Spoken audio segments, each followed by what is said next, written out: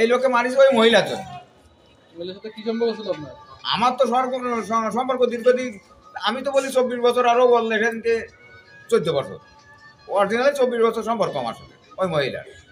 তা আমার টাকা পয়সা ঝানেজা সব নিয়ে গ্রাস করি আর একজনের ধরিয়ে এখন আমারে লাথি বেরিয়ে তাড়াই, আমার টাকা নেই, পয়সা নেই, করি নেই, কিছু নেই বলে আমার জহিরুল ইসলাম নামে একজন 52 বছর বয়স একজন ব্যবসায়ী ডেড বডি পাওয়া যায়। এই ডেড বডি সংবাদ পেয়ে দ্রুত মনিরামপুর থানা ঘটনাস্থলে যায় এবং সেখানে যেয়ে দেখতে পায় যে এই ভিকটিম জহিরুলের মুখে এবং মাথায় গুরুতর ধারালো অস্ত্র দ্বারা আঘাত। এই সংবাদের প্রেক্ষিতে তার স্ত্রী মনিরামপুর থানা একটি হত্যা মামলা দায়ের করে।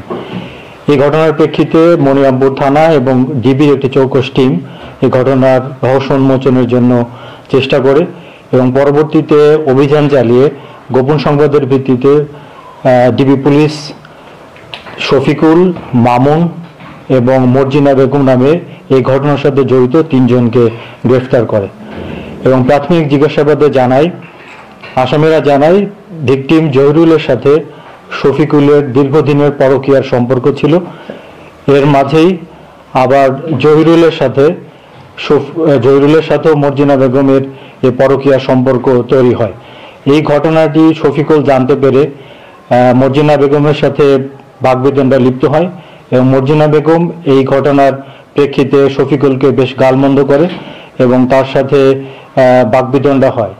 এই বাগবিতণ্ডার প্রেক্ষিতে শফিকুল পরিকল্পনা করতে থাকে কিভাবে জহিরুলকে হত্যা করা যায় এবং সেই পরিকল্পনা মোতাবেক শফিকুল তার অপর সহযোগী মামুনকে নিয়ে কোনাকুলা বাজার থেকে জহিরুল যখন বাড়ি ফিরছিল, বাড়ি ফেরার পথে আনুমানিক রাত 8:30টার দিকে তারা উৎপেতে থাকে এবং পরিকল্পনা মোতাবেক জহিরুল যখন ঘটনাস্থলে আসে তখন মোটরসাইকেল নষ্ট হয়ে গেছে। এই ভান ধরে তারা জহিরুলকে এখানে থামায় এবং পরবর্তীতে ধারালো কুড়াল দিয়ে ওই ঘটনাস্থলে জহিরুলকে গুরুতর আঘাত করে এবং তার মৃত্যু নিশ্চিত করে ডেড বডিটি ওই বিলের পাশে ফেলে চলে যায়। এই আসামিদের গ্রেফতারের সাথে সাথে ডিবি পুলিশ এবং মনিরামপুর থানা পুলিশ যৌথভাবে এই ঘটনার সাথে জড়িত 3 জনকে গ্রেফতারের সাথে সাথে ধারালো কুড়াল এবং হত্যাকাণ্ডে ব্যবহৃত একটি মোটরসাইকেল এবং তাদের কাছ থেকে 2টি মোবাইল ফোনও জব্দ করতে সক্ষম হয় এবং আসামিদেরকে আদালতে উপস্থাপন করা হচ্ছে। এর পাশাপাশি আরেকটি সংবাদ আপনাদের জানাতে চাই। আপনারা নিশ্চয়ই জানেন চৌগাছায় বেশ কয়েকদিন আগে 10 ডিসেম্বর রাবেয়া নামে একজন গৃহবধূ ডেড বডি পাওয়া যায় এবং তার মাথায় আঘাতের চিহ্ন ছিল। সেটির প্রেক্ষিতে পুলিশ ধারণা করে যে এটি কোনো হত্যাকাণ্ড হয়ে থাকতে পারে এবং পরবর্তীতে রাবেয়ার প্রতিবেশী তামিমের একটি ডোবা থেকে এই ডেড বডিটি উদ্ধার করে এবং তখন তামিমকে পুলিশের সন্দেহ হয়।